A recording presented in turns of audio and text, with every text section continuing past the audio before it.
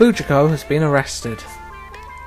The warden creeps on her for a while before being informed that someone has escaped. In response, he releases a device known as the Iron Lizard.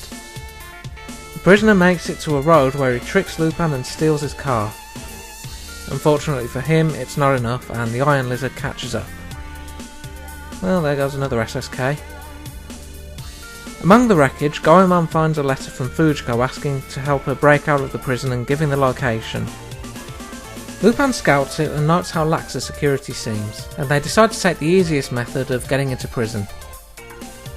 The warden welcomes the gang and has the guards take a hair sample from each of them. He demonstrates the Iron Lizards, explaining that they detect a person by scent from the hair sample. Overhearing Fujiko, Lupin heads to meet her and discusses his next move, the warden having sentenced him to death as he makes the rules. Zenigata visits, wanting to extradite the gang for the sake of international relations. They're interrupted by news of the gang escaping, with the warden allowing Zenigata to reluctantly dispatch the Iron Lizards. Multiple attempts at evading the lizards are tried. These include jumping over a cliff. They can climb due to suction on the wheels. Next, hiding underwater, which seems to work but only briefly. After that, ditching their jackets in a tree. They probably shouldn't have hidden in the same tree. Boarding a speedboat, Jigen shoots at the lizards but they're too well armoured. They ditch their shirts and leave them in the boat, evading the lizards for the moment. The next plan is to seal the lizards in a hole with a method straight out of the Acme handbook. Doesn't go quite as planned, but the lizards are sealed for the moment. The warden, creeping on Fujiko again, tells her the way to deal with the lizards is to crash them into each other. A guard overhears and chastises him for this, demonstrating just how easy it would be to do so. And you can probably guess who the guard really is. The lizards crash and cause a chain reaction, allowing the gang to escape as Zenigata watches, annoyed but relieved. Oh, and Fujiko rigged up a surviving lizard with the warden's hair. This episode takes a while to get going, but the chase is fun once it starts. I do kind of feel like it should have ended with the warden actually getting blown up, seeing as he was kind of a sleaze though. Karma, catharsis, all of that. One also has to wonder what those iron lizards are made of too.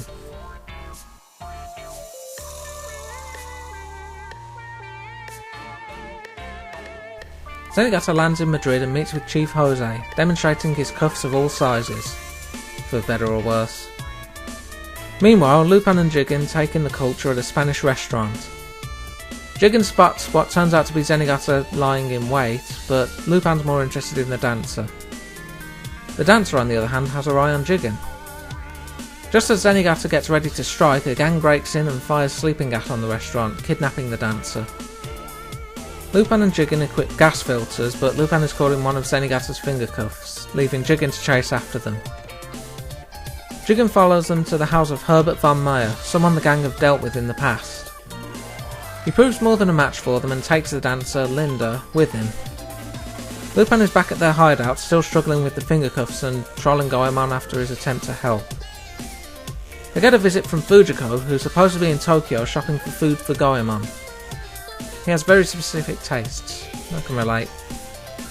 She's actually a robot that explodes, and Lupin gets a video message from Maya telling him that he has the real Fujiko hostage. He says to meet him at the Sagrada Familia in Barcelona at midnight the next day. Then it explodes again. It happens. Jigen and Linda in the meantime are taking their own tour of Barcelona, but this is interrupted by a gunman who outruns Jigen. He returns to find Linda tied up with a message from Maya to head to the Sagrada Familia at midnight. See where this is going yet? Thanks to a warning from Linda, Jigen thinks Lupin is Maya and Lupin suspects Jigen of the same thing, with a duel taking place. After a while, Lupin throws a coin out to test whether it's really Jigen, with the two of them shooting at the coin. They then both jump out and shoot at each other, seemingly going down in a double kill. Maya and Linda emerge and gloat at their stupidity. The bullets were fake, however, and Lupin and Jigen soon catch up to Maya. Jigen shoots out Maya's tyres and the car goes flying over a cliff. He then tosses the rose Linda gave him and shoots it to pieces. Later at a bull ring, Zenigata tries for one last battle of the handcuffs with Lupin, but that goes about as well as you'd expect. Never do find out what happened to Fujiko though. I mentioned last video that Jigen has a type, with this episode revealing it. Namely, women who get caught up in crime syndicates that want help getting out. Not that this ends well usually, with them either dying, betraying, or, in this case, both. Certainly goes away to explaining why he's so wary around Fujiko at any rate, though he presumably lets her antics mostly slide for Lupin's sake. Also ties in with the soundtrack. A lot of Carmen is used here, and there's certainly some similarities to that story between Jigen and Linda. I'm not too sure about the Zenigata escapade finishing things, but I suppose it does give a bookend to the episode. The duel between Lupin and Jigen is a definite highlight though, showing how evenly matched they are, but also a wordless show of trust with the coin shooting.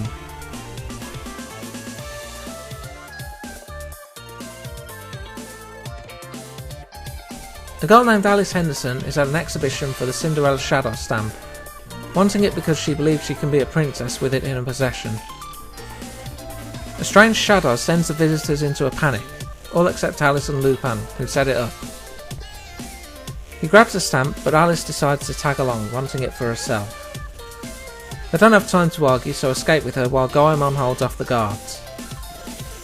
Making it to their car, the gang run into a police blockade. Alice sends them in the other direction, telling them Fujiko was a witness. Lupin tries to get her to leave, but she insists on tagging along until she gets the stamp. An attempt to ditch her fails as she steals their car key. Lupin offers to buy the stamp, performing an off-the-cuff bank robbery to pay for it. Alice agrees, but decides she wants to use the money to buy the stamp back. Meanwhile, a photo Alice took at the bank robbery makes it to Zenigata, who's told that Alice may have been kidnapped. News of this gets back to Lupin, and he tells her to call her family and explain the situation. After turning on the fake tears for a while, she relents. Lupin takes the opportunity, but Alice has tied his car to the vehicle behind. Alice also tells him she called the police about her location and Zenigata's with them. Lupin escapes to a park and tries to slip by in disguise. Alice hides her identity but tells Zenigata about how her father stole her pendant, referring to the one with the stamp. Lupin is convinced to hand it over, and Alice gives the game away. Jigen saves Lupin and he chases Alice to an amusement park. After the lesser known green elephant sequence, Lupin catches up to Alice and she starts crying that she lost the pendant and the stamp. Lupin believes her and leaves Zenigata tied to a balloon with a dummy as he escapes. He searches for the stamp, pointing out a nearby postbox. Later, Alice receives a letter with the stamp from Lupin, telling her to hang on to it until her dream comes true and then he'll come to steal it back.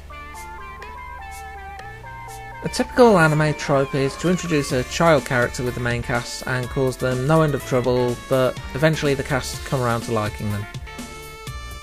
Generally, it's one of the less liked tropes, and this episode doesn't really do much to change that.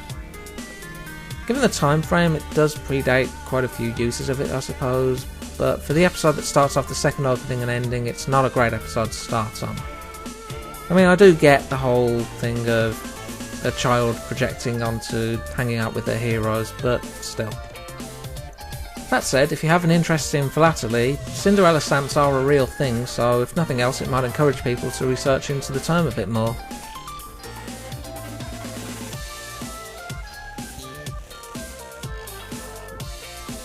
Lupin sends Interpol a calling card claiming he'll steal money from every bank in Paris. Zenigata is on the case, and he's assigned to work with Melon Ganimard. Well, why wouldn't Ganimard have multiple grandchildren? Zenigata is impressed by her ability, but reminds her that the real Lupin is different to a pile of straw. Melon's plan is to transport the money to Interpol headquarters, but this just plays into the gang's hands, though Lupin's mind is elsewhere, mainly the absence of Fujiko. The money is hidden in the morgue, with the chief sealing himself off with the key, Melon and Zenigata. A guard comes in and Melon cuffs him out of instinct. Zenigata points out a message from Lupin on his back, and the guard retorts by pointing out messages on theirs. A watching Jigen notes he's playing it up too much, and Melon confirms her suspicion with an X-ray photo revealing him. Lupin's trapped, but puts faith in Jigen and Goemon. Melon shuts off the lights, pointing out they can see their silhouettes behind the closed curtains. Lupin's prepared for this too, as the notes were written with glow-in-the-dark ink, allowing Jigen to shoot everyone with tranks.